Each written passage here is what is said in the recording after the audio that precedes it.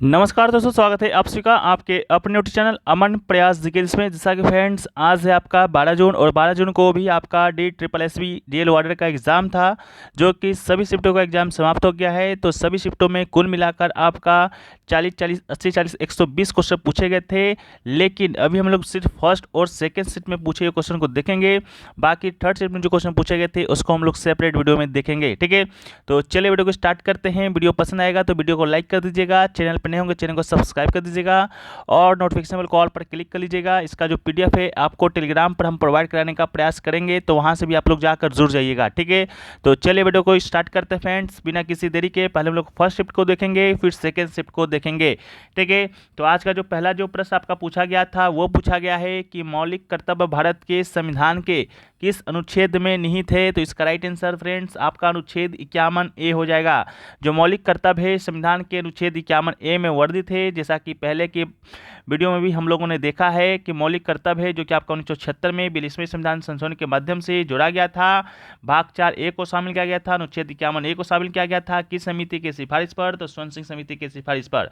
इसके अलावा प्रारंभ में केवल 10 मौलिक कर्तव्य थे। जो 11वां जो मौलिक कर्तव्य है वो 2002 में 86वां संविधान संशोधन के माध्यम से जोड़ा गया था। तब जाकर वर्तमान में 11 मौलिक कर्तव्य हुए हैं। ये जो मौलिक कर्तव्य का जो विचार है वो दोस्तों आपका रूस के संविधान से लिया गया है। साथ में मौलिक कर्तव्य का जो प्रकृति है वो दोस्तों आपका अन्यायोचित है, ठीक है। इसको भी याद रखिएगा। वीडियो में आगे बढ़ते हैं फ्रेंड्स, इससे पहले बात कर लेते हैं टेक्स्ट बुक पर चल रहे फ्यूचर ऑफिसर सेल के बारे में। इस सेल के दौरान अगर आप इनका ईयरली का टेक्स्ट बुक पास प्रो लेते हैं तो मात्र आपको 466 रुपये मिलने वाला है। साथ में कूपन कोड APG यूज करते हैं तो आपको 12% का एक्स्ट्रा यहाँ पर ऑफ भी देखने को मिलेगा। जैसा कि बहुत सारे स्टूडेंट से बात करने के पश्चात ये मालूम हुआ कि आप लोगों में से बहुत सारे बच्चे ऐसे हैं जो आपका बोल रहे थे कि कहीं मैथ का क्वेश्चन छूट गया, कहीं रीजनिंग का क्वेश्चन छूट गया। ये सब जो क्वेश्चन जो छूटने का जो आपका आदत होता है वो आप अगर एग्ज़ाम से पहले मॉक टेस्ट और PYQ या सब अभ्यास करके नहीं जाते हैं, इसी कारण होता है। ये जो मॉक टेस्ट है किसी भी एग्ज़ाम का या PYQ है, ये आपको एक ही प्लेटफॉर्म पर उपलब्ध कराता है टेक्स्ट बुक। यहाँ पर आपका SSC का भी हो जाएगा, बैंक का भी हो जाएगा, रेलवे का भी हो जाएगा, डिफेंस का भी हो जाएगा, स्टेट लेवल का एग्ज़ाम हो जाएगा, या आपका जो DSSB का भी चल रहा है उसका भी हो जाएगा। जो कल ही परसों आपका जुलाई में जो DSSB का जो अदर पोस्ट का जो एग्जाम होना है उन सभी का भी मॉक टेस्ट आपको यहाँ पर देखने को मिलेगा। मात्र एक ही पास में 466 रुपये में, याद रखिएगा, ठीक है। कूपन कोड APG यूज करना है, लिंक डिस्क्रिप्शन में दिया गया है। इसके अलावा कॉमेंट सेक्शन में भी पिन किया हुआ रहेगा, ठीक है। याद रहे एक ही पास में सभी एग्जाम को आप कवर कर सकते हैं, ठीक है। जो एग्ज़ाम आपको देने की इच्छा हो, जिस एग्ज़ाम में आप तैयारी करना चाहते हैं, ठीक है। चलिए वीडियो में आगे बढ़ते हैं। नेक्स्ट क्वेश्चन जो पूछा गया है, नेक्स्ट क्वेश्चन पूछा गया कि निम्नलिखित में से कौन सी भारत की एक शास्त्रीय भाषा नहीं है, ठीक है। शास्त्रीय भाषा से अकॉर्डिंग आपके आज के थर्ड शिफ्ट में 3 क्वेश्चन पूछे गए थे। जैसा कि शास्त्रीय भाषा संबंधित हम लोगों ने जितने भी अभी तक वीडियो कराए हैं 2 दिनों के अंदर उसके बारे में बात कर चुके थे। जो लोग देखे होंगे वो लोग सही करके आए ही होंगे कि आपका शास्त्रीय भाषा टोटल 6 है अभी वर्तमान में, ठीक है। तो कौन नहीं है, तो ऑप्शन के अकॉर्डिंग आपको सही करना था। ऐसे यहाँ पाली लिख दिए हैं। पाली आपका एक शास्त्रीय भाषा नहीं है, ये एक आपका प्राचीन भाषा है। वर्तमान में 6 भाषाएं ऐसे हैं जिससे शास्त्रीय भाषा का दर्जा प्रदान किया गया है। पहली बार जो पहला भाषा जिसे भारत शास्त्रीय भाषा का दर्जा प्रदान किया गया था वो था दोस्तों आपका तमिल, ठीक है। तमिल को 2004 में शास्त्रीय भाषा का दर्जा प्रदान किया गया था। तमिल के 1 साल के बाद संस्कृत को 2005 में शास्त्रीय भाषा का दर्जा प्रदान किया गया था। इसके अलावा जो आपका कन्नड़ है और तेलुगु है, कन्नड़ और तेलुगु की बात करेंगे तो इसे दोस्तों आपका 2008 में शास्त्रीय भाषा का दर्जा प्रदान किया गया था।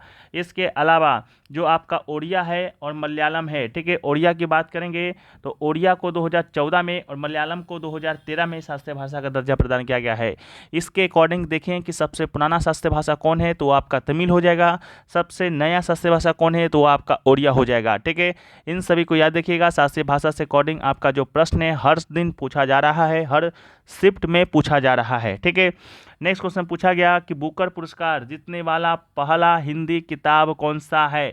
बुकर पुरस्कार की बात करेंगे तो बुकर पुरस्कार जीतने वाला जो पहला हिंदी किताब है वो दोस्तों आपका टॉम ऑफ सेंड है, यानी कि उपन्यास है आपका टॉम ऑफ सेंड, यानी कि रेत की समाधि, ठीक है।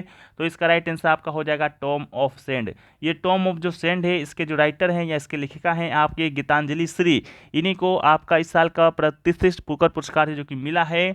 इसके अलावा खास बात इस पुस्तक का है क्योंकि इस पुस्तक जो है बुकर पुरस्कार जीतने वाली हिंदी भाषा की पहली किताब है। ठीक है, इसके अलावा साथ ही किसी भी भारतीय भाषा में अवार्ड जीतने वाली पहली किताब भी है। नेक्स्ट क्वेश्चन पूछा गया कि दिल्ली सल्तनत की जो पहली महिला शासिका थी रजिया सुल्तान, वो आपका किस वंश की थी? तो रजिया सुल्तान की बात करेंगे तो रजिया सुल्तान आपका गुलाम वंश की थी, तो इसका राइट आंसर आपका गुलाम वंश हो जाएगा। ठीक है, रजिया सुल्तान दिल्ली सल्तनत की पहली और एकमात्र महिला शासिका थी, महिला शासक थी, वो गुलाम वंश से संबंधित थी। बात करेंगे ये किसकी बेटी थी, तो ये आपका इल्तुतमिश की बेटी थी। इल्तुतमिश की बात करेंगे तो 1210 से 1236 ईस्वी तक दिल्ली सल्तनत पर गुलाम वंश का शासक था इल्तुतमिश, उसी की बेटी थी रजिया सुल्तान। और इल्तुतमिश की मृत्यु के बाद ही 1236 में रजिया सुल्तान ने दिल्ली सल्तनत की गद्दी पर बैठा और 4 साल तक आपका 1240 तक शासन है जो कि किया था। ठीक है, इसके अलावा दिल्ली सल्तनत का कालक्रम की बात करते हैं तो सबसे पहले 1206 में गुलाम वंश, जिसे कि मामलुक वंश के नाम से भी जानते हैं, उसका स्थापना होता है कुतुबुद्दीन ऐबक के द्वारा। इसके अलावा खिलजी वंश का स्थापना होता है 1290 में जलाउद्दीन खिलजी के द्वारा।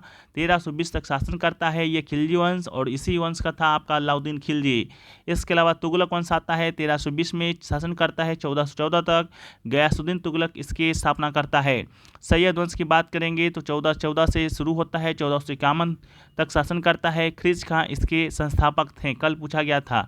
लोधी वंश की बात करेंगे तो 1451 से लेकर 1526 तक पानीपत का प्रथम युद्ध 1526 में होता है, उस समय तक आपका लोधी वंश शासन कर रहा होता है। बहलो लोधी खां इसका संस्थापक था और अंतिम जो आपका लोधी वंश का जो शासक था वो था इब्राहिम लोधी। इब्राहिम लोधी को ही जो आपका बाबर है वो दोस्तों आपका पानीपत के प्रथम युद्ध को 1526 ईस्वी में हराया था। ठीक है, इस बात को भी याद रखिएगा।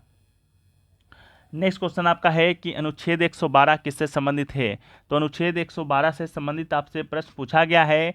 तो अनुच्छेद 112 को हम आमतौर पर बजट के नाम से जानते हैं, लेकिन बजट नाम का जो जिक्र है, बजट शब्द का जो जिक्र है वो आपके भारतीय संविधान में नहीं है, उसके जगह वार्षिक वित्तीय विवरण का जिक्र किया गया है। तो 112 जो अनुच्छेद है वो आपका वार्षिक वित्तीय विवरण से संबंधित है। इसमें कहा गया है कि राष्ट्रपति प्रत्येक वित्तीय वर्ष के संबंध में संसद के दोनों सदन के समक्ष उस वर्ष के लिए भारत सरकार की अनुमानित प्राप्तियों और व्यय का विवरण रखवाएगा, जिसे इस भाग में वार्षिक वित्तीय विवरण कहा गया है। ठीक है, तो इसका राइट आंसर होगा। अगला है भारतीय संविधान का अनुच्छेद 324 से लेकर 329 निम्नलिखित में से किस पहलू से संबंधित है? ये क्वेश्चन को थोड़ा मॉडिफाइड कर दिए हैं क्योंकि बच्चे हमने को बताया कि 324 से प्रश्न आया था और 328 से भी आया था, तो दोनों को हमें की में सम्मिलित कर लिए हैं। अनुच्छेद 324 से अनुच्छेद 329 की बात करेंगे तो ये दोस्तों आपका चुनाव आयोग से संबंधित है। ठीक है, अनुच्छेद 324 कहता है चुनाव का अधीक्षण, निर्देशन, नियंत्रण चुनाव आयोग में निहित होगा। अनुच्छेद 325 कहता है कि किसी भी व्यक्ति को धर्म, जाति, नस्ल, लिंग के आधार पर शामिल होने या विशेष मतदाता सूची में शामिल होने का दावा करने के लिए अपात्र नहीं ठहराया जा सकता है। अनुच्छेद 324 कहता है कि लोकसभा, राज्यसभा की विधानसभाओं के चुनाव वयस्क मताधिकार के आधार पर होंगे। अनुच्छेद 327 कहता है कि विधायिका के चुनाव के संबंध में प्रावधान करने की संसद की शक्ति है। अनुच्छेद 328 कहता है कि किसी राज्य के विधानमंडल में ऐसे विधानमंडल के चुनाव के संबंध में प्रावधान करने की शक्ति है। अनुच्छेद 329 कहता है कि चुनावी मामले में अदालतों का हस्तक्षेप पर रोक है। ठीक है, तो ये आपको 324 से 329 तक को याद रखना है। अगला क्वेश्चन पूछा गया 38वां जो नेशनल गेम्स होगा वो दोस्तों आपका कहाँ पर आयोजित होगा? ठीक है, 38वां जो नेशनल गेम्स है आपका 2024 में अक्टूबर या नवंबर माह में आयोजित होना है। ये दोस्तों आपका उत्तराखंड के 7 स्थानों पर होना है। वो 7 स्थान पे आपका एक देहरादून है, दूसरा ऋषिकेश है, तीसरा हरिद्वार है, चौथा हल्द्वानी है, पांचवा नैनीताल है, छठा रुद्रपुर है और सातवां गुलरभोज है। ठीक है, तो इसको भी आप याद रखिएगा। अगला है कि 1885 में कांग्रेस के पहले अधिवेशन में कितने प्रतिनिधियों ने भाग लिया था? तो आपको बता दें फ्रेंड्स कि आपका कांग्रेस से आपका आज टोटल 3 क्वेश्चन लिया गया है, 3 क्वेश्चन पूछा गया है। उन तीनों क्वेश्चन को हम इसी में शामिल कर दिए हैं। ठीक है, तो पहले अधिवेशन की बात करेंगे तो पहले अधिवेशन में 72 प्रतिनिधियों ने भाग लिया था। ठीक है, कांग्रेस के पहले अधिवेशन में कांग्रेस की बात करेंगे तो इसका जो स्थापना है वो आपका 1885 में एओ ह्यूम के द्वारा किया जाता है। ठीक है, 1885 में आपका एओ ह्यूम के द्वारा इसकी स्थापना है जो कि किया जाता है। इसके अलावा कब किया जाता है? 1885 में। ठीक, इसका पहला बैठक 28 दिसंबर को होता है। पहला सत्र आपका मुंबई में गोकुलदास तेजपाल संस्कृत कॉलेज के एक हॉल में आयोजित किया गया था। व्योमेश चंद्र बनर्जी आपका भारतीय राष्ट्रीय कांग्रेस के पहले अध्यक्ष थे। इसके अलावा पहले सत्र में 72 प्रतिनिधि में से 39 प्रतिनिधि आपका वकील थे। ठीक है, इस बात को भी आप याद रखिएगा। ठीक है,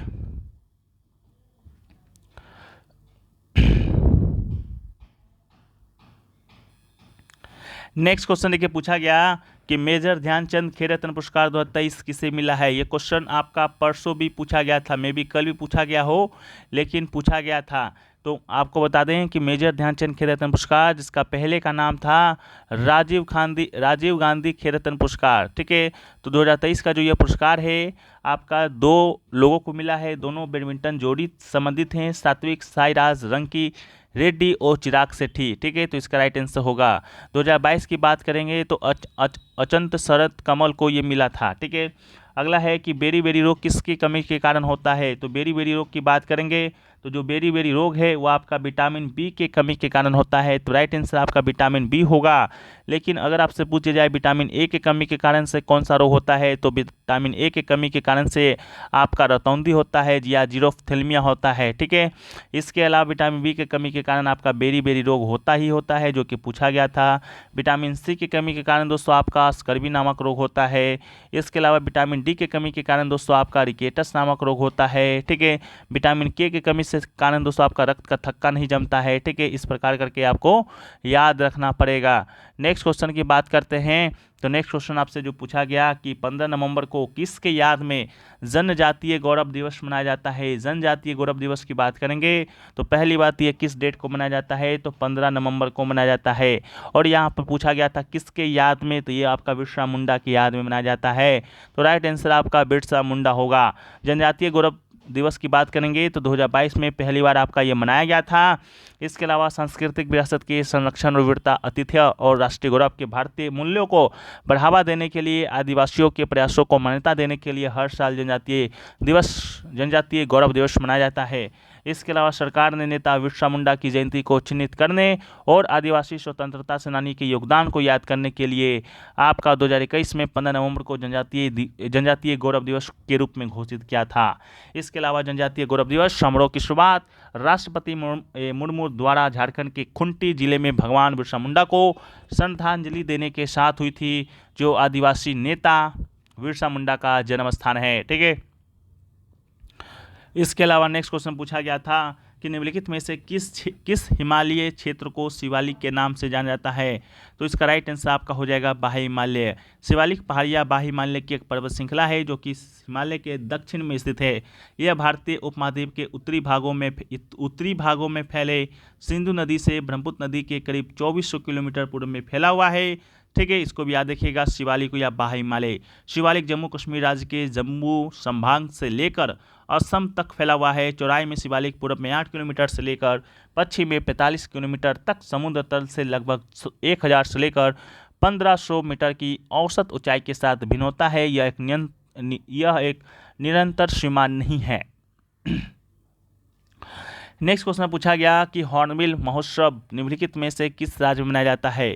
तो हॉर्नबिल उत्सव की बात करेंगे या महोत्सव की बात करेंगे तो ये दोस्तों आपका नागालैंड में मनाया जाता है। हॉर्नबिल उत्सव हर साल 1 से 10 सितंबर के बीच नागालैंड में मनाया जाता है। यह त्यौहार कोहिमा जिले के अंतर्गत नागा विरासत गांव किसामा में एक मंच पर नागाओं की समृद्ध सांस्कृतिक विरासत और परंपरा को संदर्भित करता है या प्रदर्शित करता है। यह उत्सव नागालैंड की सभी जनजातियां हिस्सा लेती है। इसके अलावा हॉर्नबिल उत्सव का नाम विश्व स्तर पर सम्मानित पक्षी हॉर्नबिल के नाम पर रखा गया है और नीचे राज्य की अधिकांश जनजातियों में लोक कथाओं में प्रदर्शित किया जाता है। सप्ताह भर चलने वाला यह त्यौहार नागालैंड में सभी को एकजुट करता है और लोग रंगीन प्रदर्शन, शिल्प, खेल, भोजन, मेले, खेलों और समारोह का आनंद भी लेते हैं। नेक्स्ट क्वेश्चन पूछा गया कि किस राज्य में उगादी एक महत्वपूर्ण उत्सव के रूप में मनाया जाता है। तो ऑप्शन के अकॉर्डिंग आपका राइट आंसर आंध्र प्रदेश था। अगर आपका आंध्र प्रदेश ऑप्शन में ना रहता तो इसका राइट आंसर आपका कर्नाटक होता। ठीक है, कर्नाटक और आंध्र प्रदेश दोनों राज्यों में यह मनाया जाता है। आंध्र प्रदेश में मनाया जाने वाला अन्य प्रसिद्ध त्यौहार आपका संक्रांति है, रोटी महोत्सव है, इस बात को भी आप याद रखिएगा। ठीक है, अगला क्वेश्चन पूछा गया संसद के 3 अंग कौन कौन से हैं। ठीक है, क्वेश्चन का स्वरूप थोड़ा सा अलग हो सकता है, एग्जैक्ट नहीं मिला है, लेकिन आपका संबंधित से या रिलेटेड जो क्वेश्चन था इसी से पूछा गया था, जिसका राइट आंसर आपका राष्ट्रपति था। ठीक है, संसद की बात करेंगे फ्रेंड्स, तो संसद का आपका 3 सदन होता है। जिस प्रकार संसद में 3 अक्षर है, उसी प्रकार संसद में 3 सदन भी 3 अंग होता है, सदन नहीं। सदन की बात करेंगे तो संसद का 2 सदन होता है। वो 2 सदन आपका एक कहलाता है लोकसभा, दूसरा कहलाता है आपका राज्यसभा। लोकसभा की बात करेंगे तो लोकसभा को निम्न सदन, और राज्यसभा की बात करेंगे तो राज्यसभा को उच्च सदन है, जो कि कहा जाता है। लोकसभा की बात करते हैं तो यह आपका 5 साल, हर 5 साल के बाद आपका भंग हो जाता है, और राज्यसभा कभी भी यह भंग नहीं होता है। ठीक है, इसके अलावा लोकसभा में अभी अधिकतम जो आपका सदस्यों की संख्या होता है वो आपका 550 हो सकता है। वहीं पर राज्यसभा की बात करेंगे तो अधिकतम 250 हो सकता है। ठीक है, अंग की बात करेंगे तो 3 अंग होता है, राष्ट्रपति होता है, लोकसभा होता है और आपका राज्यसभा होता है। हालांकि राष्ट्रपति संसद के किसी भी सदन का सदस्य नहीं होता है और ना ही वो संसद में बैठता है, लेकिन राष्ट्रपति संसद का अभिन्न अंग होता है, इस बात को याद रखिएगा। अगला क्वेश्चन पूछा गया कि निजी स्वामित्व और सरकारी स्वामित्व वाले दोनों व्यवसायिक उद्यम होते हैं तो वो कौन सी अर्थव्यवस्था कहलाती है, जिसका राइट आंसर आपका मिश्रित अर्थव्यवस्था था। ठीक है, भारतीय अर्थव्यवस्था में निजी स्वामित्व और सरकारी स्वामित्व वाले दोनों व्यवसायिक उद्यम होते हैं, इसलिए इसे मिश्रित अर्थव्यवस्था कहते हैं। ठीक है, इसको भी आप याद रखिएगा। अगला क्वेश्चन आपका महिला आरक्षण अधिनियम 2023 से देखने को मिला था कि महिला आरक्षण अधिनियम 2023 जो पारित हुआ है उसमें महिलाओं को कितना % सीट या आरक्षण मिला है, तो इसका राइट आंसर 1/3 सीट है जो कि मिला है। ठीक है, यह आपका 106वां संशोधन था जो कि 2023 में हुआ था। इसके अकॉर्डिंग क्या क्या हुआ था, तो लोकसभा, राज्य विधानसभा और राष्ट्रीय राजधानी क्षेत्र दिल्ली की विधानसभाओं में महिलाओं के लिए 1/3 आरक्षित करता है, जिनमें अनुसूचित जातियों और अनुसूचित जनजातियों के लिए आरक्षित सीटें भी शामिल हैं। यह आरक्षण अधिनियम के लागू होने के बाद आयोजित जनगणना के प्रकाशन के बाद प्रभावी होगा और 15 वर्ष की अवधि तक लागू रहेगा। ठीक है, जिसका संभावित विस्तार संसदीय कार्रवाई के द्वारा निर्धारित किया जाएगा। ठीक है, तो आपको क्या याद रखना है, आपको 106वां संशोधन याद रखना है, 1/3 या 1/3 सेट याद रखना है। कहाँ, तो लोकसभा, राज्य की विधानसभा और दिल्ली की विधानसभाओं में। ठीक है, तो ये फ्रेंड्स आपका फर्स्ट शिफ्ट का क्वेश्चन था। अब हम लोग सेकेंड शिफ्ट के क्वेश्चन को भी देख लेते हैं, क्या क्या सेकेंड शिफ्ट में पूछा गया है। सेकेंड शिफ्ट की बात करते हैं तो सेकेंड शिफ्ट में जो पहला जो प्रश्न देखने को मिल रहा है वो पूछा गया था कि 2023 का 33वां जो व्यास सम्मान है वो कौन से पुस्तक को मिला है। तो 2023 का जो 33वां जो व्यास सम्मान है वो दोस्तों आपके मिला है प्रख्यात लेखिका पुष्पा भारती को। पुष्पा भारती के उनके संस्मरण यादें के लिए 2023 का 33वां व्यास सम्मान देने की घोषणा की गई है। इस पुस्तक में पुष्पा भारती ने हिंदी के प्रसिद्ध साहित्यकारों से संबंधित अविश्वसनीय संस्मरणों को रेखांकित किया है। ठीक है, तो इसका राइट आंसर हो जाएगा यादें और यादें। नेक्स्ट क्वेश्चन पूछा गया कि चंद्रयान 3 के द्वारा चांद पर खोजा जाने वाला तत्व कौन सा है। ठीक है, तो जब चंद्रयान 3 गया था तो उस समय चांद पर एक तत्व का खोजा गया था, वो तत्व का नाम था आपका सल्फर। तो इसका राइट आंसर आपका होगा सल्फर। भारतीय अंतर्राष्ट्रीय अनुसंधान संगठन इसरो ने बृहस्पतिवार नहीं, इसको काट दीजिएगा, इसरो ने कहा कि प्रज्ञान रोवर पर लगे अल्फा पार्टिकल एक्सरे स्पेक्ट्रोस्कोप उपकरण ने चंद्रमा के दक्षिण ध्रुव पर गंधक और कुछ अन्य तत्वों की मौजूदगी की पुष्टि की है। ठीक है, इसके अलावा अभी तक जो केवल सैद्धांतिक रूप से ज्ञात था उसकी अब 2 बार पुष्टि हो चुकी है। वैज्ञानिकों का कहना है चंद्रयान 3 मिशन ने परीक्षणों के बाद चंद्रमा के दक्षिण ध्रुव क्षेत्र में गंधक यानी कि सल्फर की मौजूदगी को प्रमाणित किया है। यह ऐसी पहली ऐतिहासिक खोज है जो चंद्रमा की उत्पत्ति का सुराग दे सकता है और अंतरिक्ष अन्वेषण के लिए इसका गहरा महत्व हो सकता है। अगला क्वेश्चन पूछा गया कि इसरो ने युवाओं के लिए कौन सा प्रोग्राम लॉन्च किया है। इसरो की बात करेंगे तो इसरो ने आपका युवाओं के लिए युविका नामक प्रोग्राम को लॉन्च किया था। युवा विज्ञान कार्यक्रम होम कार्यक्रम युविका इसरो के द्वारा प्रायोजित युवा वैज्ञानिक कार्यक्रम युविका 2023 26 मई 2023 को सफलतापूर्वक संपन्न हुआ है। ठीक है, तो युविका इसका राइट आंसर था। अगला क्वेश्चन पूछा गया है, ये कल का रिपीटेड क्वेश्चन है, कल भी पूछा गया था सेम टू सेम क्वेश्चन कि जनगणना 2001 और 2011 में साक्षरता का अंतर कितना परसेंट है। तो अंतर आपका 9% है, जो कि आपके ऑप्शन में भी दिया गया था। 2001 की जनगणना की बात करते हैं, उसमें देश का साक्षरता दर आपका 65% था। 2011 की बात करते हैं तो साक्षरता दर आपका 74.04% है। जब 74.04% में 65.00% को माइनस कीजिएगा तो 9.04% निकल कर आएगा। ठीक है, नेक्स्ट क्वेश्चन आपसे पूछा गया, बलबन कौन से वर्ष में शासक बना था। बलबन की बात करेंगे तो बलबन भी आपका गुलाम वंश का ही शासक था। ठीक है, जिस प्रकार रजिया सुल्तान गुलाम वंश की थी, उस प्रकार बलबन भी गुलाम वंश का ही शासक था। बलबन की बात करते हैं तो 1266 में यह शासक बना था और 1287 तक शासन किया था। ठीक है, इसका पूरा नाम था ग्यास उद्दीन बलबन। रजाओं के देवी अधिकार के सिद्धांत के सम्मान में रजाओं के सिद्धांत को तैयार करने वाला पहला मुस्लिम शासक था। इसके अलावा बलबन स्वयं चालीसा या चहलगानी का सदस्य था, लेकिन उसने चहलगानी की शक्तियों को तोड़ दिया और ताज की प्रतिष्ठा को बहाल कर दिया। ठीक है, नेक्स्ट क्वेश्चन पूछा गया कि COP 28 कहाँ पर आयोजित हुआ था। COP 28 की बात करेंगे तो जो COP 28 है वो फ्रेंड्स आपका आयोजित हुआ था कहाँ पर, तो संयुक्त अरब अमीरात की अध्यक्षता में 30 नवंबर से लेकर 12 दिसंबर तक दुबई में। तो इसका राइट आंसर आपका दुबई होगा या तो संयुक्त अरब अमीरात होगा। नेक्स्ट क्वेश्चन पूछा गया, NPCL का हेड क्वार्टर कहाँ पर स्थित है। NPCL के हेड क्वार्टर की जब हम लोग बात करते हैं तो इसका राइट आंसर दोस्तों निकल कर आता है नोएडा में। ठीक है, NPCL का फुल फॉर्म ही होता है नोएडा पावर कंपनी लिमिटेड। ठीक है, इसलिए इसका जो आपका हेड क्वार्टर है वो दोस्तों आपका नोएडा में स्थित होगा। तो इसका राइट आंसर आपका नोएडा हो जाएगा। ठीक है, इसके अलावा नेक्स्ट क्वेश्चन आपका पूछा गया आर्टिकल 15 यानी कि 15 से संबंधित पूछा गया था।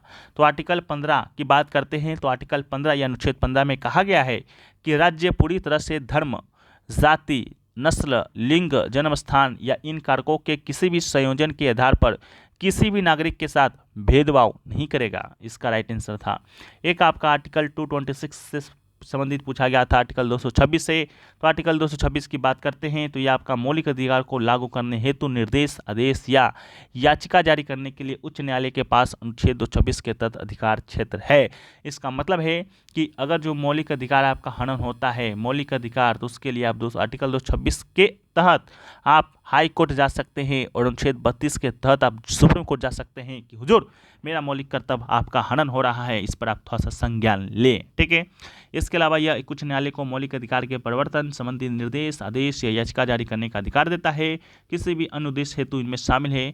यह 5 प्रकार का रीट है आपका, बंदी प्रत्यक्षीकरण, इसके अलावा परमादेश, प्रतिषेध, अधिकार परीक्षा और उत्प्रेषण लेख। नेक्स्ट क्वेश्चन पूछा गया, चुनाव आयोग, राज्य का जो चुनाव आयोग होता है वह आपका कौन सा चुनाव करवाता है। तो राज्य चुनाव आयोग की बात करते हैं तो आपके ऑप्शन में पंचायत दिया गया था, जो कि बिल्कुल 100% राइट आंसर था। जिस प्रकार देश में संसदीय या एवं राज्य के विधानसभा, संसदीय कहें तो लोकसभा, राज्यसभा और राज्य की विधानसभा का चुनाव का चुनाव की जिम्मेदारी को निभाने के लिए भारतीय चुनाव आयोग, election commission of India (ECI) की स्थापना की गई है। उसी प्रकार राज्य में होने वाले पंचायत चुनावों को संपन्न कराने के लिए प्रत्येक राज्य में राज्य चुनाव आयोग यानी कि स्टेट इलेक्शन कमीशन की भी स्थापना की गई है। राज्य चुनाव आयुक्त भारत के चुनाव आयोग से स्वतंत्र रूप से काम करते हैं। प्रत्येक का अपना कार्य क्षेत्र होता है। इसका नियुक्ति राज्यपाल के द्वारा किया जाता है, इस बात को भी याद रखिएगा। नेक्स्ट क्वेश्चन पूछा गया, अल बरूनी के द्वारा लिखी गई पुस्तक का क्या नाम है। अल बरूनी की बात करेंगे तो अल बरूनी के द्वारा जो लिखा गया पुस्तक का नाम था उसे हम लोग किताब उल हिंद के नाम से जानते हैं। तो इसका राइट आंसर आपका किताब उल हिंद इसका राइट आंसर हो जाएगा। ठीक है, किताब उल हिंद इसका राइट आंसर होगा। अल बरूनी की बात करेंगे तो यह आपका एक ईरानी विद्वान था। उन्हें आधुनिक भूगणित का जनक माना जाता है। अल बरूनी यह यात्री है जिसने केरल को मालाबार कहा था। किताब अल हिंद अरबी किताब है जो अल बरूनी के द्वारा लिखा गया है। अगला क्वेश्चन जो पूछा गया है उससे पहले हम लोग देखें तो किताब अल तफहीम अल बरूनी के द्वारा ही लिखा गया है, जो फारसी और अरबी दोनों भाषाओं में है। इसके अलावा उन्होंने 1017 में भारतीय उपमहाद्वीप की यात्रा की है। तारीख अल हिंद भारत का इतिहास अल बरूनी के द्वारा लिखित एक पुस्तक है जो भारतीय संस्कृति के अध्ययन पर आधारित है। उनका जन्मदिन ईरान में सर्वेक्षण इंजीनियर के दिन के रूप में मनाया गया था। अगला है न्यासी जनजाति के बारे में पूछा गया था। न्यासी जनजाति मुख्य रूप से कहाँ पाया जाता है? न्यासी जनजाति की बात करेंगे तो ये आपका अरुणाचल प्रदेश में पाया जाता है। इसका राइट आंसर अरुणाचल प्रदेश होगा। एक स्टूडेंट बताया था न्यासी भाषा, ठीक है, तो न्यासी भाषा हो या जनजाति हो, दोनों का राइट आंसर अरुणाचल प्रदेश ही होगा। भारत में लगभग 645 अलग अलग जनजातियाँ हैं और उनमें से कुछ निम्नलिखित हैं, जैसा कि अरुणाचल प्रदेश में अपातानी है, अबोर है, दफला, सिंगो, न्यासी हो गया, मिश्मी जनजाति हो गया, इदू हो गया, तरुण जनजाति, टैगिन आदि, मोनपा जनजाति, ये सभी आपका अरुणाचल प्रदेश में। उसी प्रकार केरल की बात करेंगे तो केरल में आद्यान जनजाति, अर्दन जनजाति, एरालावन, इसके अलावा कुरुम्बास, मलाई, अरायन, मोपला, यूरालिस, इलवर, कनिककरण, कटुन, नयाकन, कुरिचन, मुथुअन, ये सभी आपका केरल में। अंडमान निकोबार की बात करेंगे तो ओराओं जनजाति, ओंगेश जनजाति, सेंटिनलिस जनजाति या सोमपेश जनजाति। इसके अलावा जम्मू कश्मीर में बकरवाल जनजाति, बल्ती जनजाति, वेदा जनजाति, गद्दी जनजाति, गर्रा जनजाति, सोम जनजाति, पुरीगप्पा जनजाति, सिप्पी जनजाति, चंगपा जनजाति, गुर्जर जनजाति आदि पाई जाती है। नेक्स्ट क्वेश्चन पूछा गया मोढेरा नृत्य महोत्सव जो है, उत्तरार्ध महोत्सव भारत के किस राज्य में मनाया जाता है? तो जो आपका मोढेरा जो नृत्य महोत्सव है वह आपका किस राज्य में? तो इसका राइट आंसर आपका गुजरात हो जाएगा। हर साल जनवरी के तीसरे सप्ताह के दौरान आयोजित होने वाला मोढेरा नृत्य महोत्सव गुजरात राज्य का है। त्यौहार हर साल उत्तरायण के बाद होता है। सूर्य भगवान को समर्पित मोढेरा मंदिर में सूर्य के चारों ओर पृथ्वी के घूर्णन चक्र की पूजा की जाती है। उत्तरायण के दौरान सूर्य एक ग्रह से दूसरे ग्रह में प्रवेश करता है। यह धनु या धनु से मकर या मकर राशि की यात्रा करता है। मोढेरा मेहसाना जिले के दक्षिण पश्चिम में स्थित है और मेहसाना शहर से 25 किलोमीटर की दूरी पर स्थित है। अगला क्वेश्चन पूछा गया कि भोपाल गैस त्रासदी आपका कब घटित हुआ था? भोपाल गैस त्रासदी की बात करेंगे तो इसका राइट आंसर आपका 3 दिसंबर 1984 हो जाएगा। 3 दिसंबर 1984 को भोपाल गैस त्रासदी हुआ था। यह मध्य प्रदेश की राजधानी भोपाल में एक बहुराष्ट्रीय कंपनी यूनियन कार्बाइड अब आपका डोव केमिकल्स के कीटनाशक संयंत्र से मिथाइल आइसोसाइनाइड CH3NCO के रिसाव के कारण हुआ था। बहुत इंपॉर्टेंट क्वेश्चन, आपका हर एक एग्जाम में ये क्वेश्चन पूछा जाता है। इसके अलावा अनुमान है कि यह यूनियन कार्बाइड कारखाने से करीब 40 टन गैस और अन्य रसायन का रिसाव हुआ। मिथाइल आइसोसाइनेट एक बेहद जहरीली गैस है और अगर हवा में इसकी सांद्रता 21 ppm को छू लेती है तो ये गैस के श्वसन के कुछ ही मिनट में मौत का कारण बन सकती है। यह विश्व स्तर पर सबसे खराब रासायनिक आपदाओं में से एक है और अभी भी प्रभावित क्षेत्रों के लोगों पर इसका बुरा प्रभाव पड़ रहा है। त्रासदी के बाद भारत सरकार ने एक सार्वजनिक देयता बीमा अधिनियम 1991 बनाया है, जिसका अर्थ खतरनाक उद्योगों से जुड़ी दुर्घटनाओं के पीड़ित को तत्काल राहत प्रदान करना था। ठीक है, इसके ऊपर एक आपका वेब सीरीज भी आया था द रेलवे मैन। ठीक है, अगर आपको समय मिले तो आप लोग इसको देखने का प्रयास जरूर कीजिएगा। अगला है कौन सा विटामिन शरीर में बनता है? विटामिन की बात करेंगे और शरीर में बनने का बात करेंगे तो विटामिन डी इसका राइट आंसर होगा। जब जो हमारी जो त्वचा है धूप के संपर्क में जाती है तो हमारा शरीर स्वाभाविक रूप से विटामिन डी का उत्पादन कर सकता है। इसलिए विटामिन डी वो विटामिन है जो कि हमारे शरीर में सबसे तेज़ी से बनता है। मजबूत हड्डियों के लिए विटामिन डी जरूरी है क्योंकि यह हमारे शरीर को कैल्शियम को अवशोषित करने में मदद करता है। पर्याप्त विटामिन डी के बिना हमारा शरीर पर्याप्त कैल्शियम को अवशोषित करने में सक्षम नहीं हो सकता है। इसमें हड्डियां नरम और भंगुर हो सकती है। इस स्थिति को वयस्कों में ऑस्टियोमिलिशिया और बच्चों में रिकेटस कहा जाता है। विटामिन डी की कमी से ऑस्टियोपोरोसिस का खतरा भी बढ़ सकता है, एक ऐसी स्थिति जिसके कारण हड्डियां कमजोर और भंगुर हो जाती है। नेक्स्ट क्वेश्चन पूछा गया कि संवैधानिक उपचार का अधिकार संविधान के किस अनुच्छेद में वर्णित है? तो संवैधानिक उपचार का अधिकार की बात करेंगे तो राइट आंसर आपका अनुच्छेद 32 होगा। संविधान के भाग 3 में राज्य या अन्य संस्थानों व्यक्तियों द्वारा इन अधिकारों के उल्लंघन के खिलाफ उनके संरक्षण के लिए कानूनी उपचारों का प्रावधान है। यह भारत के नागरिक को इनके अधिकार के परिवर्तन के लिए सर्वोच्च न्यायालय या उच्च न्यायालय में जाने का अधिकार देता है। सर्वोच्च न्यायालय में अनुच्छेद 32 के तहत, उच्च न्यायालय में अनुच्छेद 226 के तहत। राज्यों को कोई भी कानून बनाने से मना किया गया है जो मौलिक अधिकारों का उल्लंघन करता है। इसके अलावा अनुच्छेद 32 संवैधानिक उपचार का अधिकार प्रदान करता है, जिसका अर्थ है कि एक व्यक्ति को अपने मौलिक अधिकार की रक्षा के लिए सर्वोच्च न्यायालय या उच्च न्यायालय में भी जाने का अधिकार है। ठीक है, नेक्स्ट क्वेश्चन पूछा गया कि अगर सभापति या अध्यक्ष का मत निर्णायक हो वो कौन से अनुच्छेद में निहित है? ठीक है, ऑप्शन दिया गया था अनुच्छेद 80, अनुच्छेद 76, अनुच्छेद 89, अनुच्छेद 100। तो इसका राइट आंसर आपका अनुच्छेद 100 हो जाएगा। भारतीय संविधान के अनुसार अनुच्छेद जो 101 है के तहत लोकसभा अध्यक्ष अपने निर्णायक वोट यानी कि कास्टिंग वोट का प्रयोग तब करता है जब किसी विषय के संदर्भ में हुए मतदान में वोट पक्ष या विपक्ष के मध्य बराबर की स्थिति उत्पन्न हो जाए। ठीक है, अगला क्वेश्चन पूछा गया, उत्तर पश्चिम पर्वत पर कौन सा वन पाया जाता है? उत्तर पश्चिम पर्वत पर आपका पर्णपाती वन पाया जाता है, तो राइट आंसर आपका पर्णपाती वन होगा। इसके अलावा नेक्स्ट क्वेश्चन पूछा गया, भारत में जीएसटी कब लागू हुआ? जीएसटी की बात करेंगे, इसका फुल फॉर्म होता है गुड एंड सर्विस टैक्स। इसके लागू किया गया था 1 जुलाई 2017 को। उस समय के तत्कालीन वित्त मंत्री थे अरुण जेटली के द्वारा। इसके अलावा जीएसटी के लिए आपका 101वां संशोधन, संवैधानिक संशोधन किया गया था 101वां, जो कि 2016 अधिनियम कहलाता है। 1 जुलाई 2017 से यह आपका लागू हुआ था। ठीक है, जीएसटी को लागू करने वाला पहला अगर आपसे देश पूछा जाएगा तो राइट आंसर आपका फ्रांस होगा। ठीक है, अगला है पोली उमीरगर पुरस्कार 2023 किसे मिला है? तो पॉली उमीरगर पुरस्कार की बात करेंगे तो यह भारत के स्टार शुभमन गिल को 2023 के शानदार प्रदर्शन के बाद सर्वश्रेष्ठ पुरुष क्रिकेटर का पॉली उमीरगर पुरस्कार है, जो कि दिया गया था। तो राइट आंसर आपका शुभमन गिल होगा। अगला है स्माइल योजना है, जो कि किस मंत्रालय से संबंधित है? तो स्माइल योजना की बात करेंगे तो इसका राइट आंसर सामाजिक न्याय एवं अधिकारिता मंत्रालय इसका राइट आंसर होगा। ठीक है, सामाजिक न्याय एवं अधिकारिता मंत्रालय ने 12 अगस्त 2022 को स्माइल 75 पहल की शुरुआत किया था, तो उसी से संबंधित आपका यह योजना है। ठीक है, तो आशा करते हैं फ्रेंड्स अभी तक इतने ही क्वेश्चन मिले हैं, बहुत वीडियो काफ़ी लंबा हो गया है, तो और भी क्वेश्चन मिलेंगे उसको हम लोग PDF में दे देंगे, टेलीग्राम पे आपको भेज दिया जाएगा। इसके बाद फेसबुक पे चल रहे फ्यूचर ऑफिसर सेल का लाभ उठाना चाहते हैं तो मात्र 466 रुपये में कूपन कोड APG के साथ उठा सकते हैं। लिंक डिस्क्रिप्शन में दिया गया है या कमेंट सेक्शन में भी पिन किया हुआ रहेगा। मिलते हैं हम लोग नेक्स्ट वीडियो में, जब तक के लिए जय हिंद, वंदे भारत।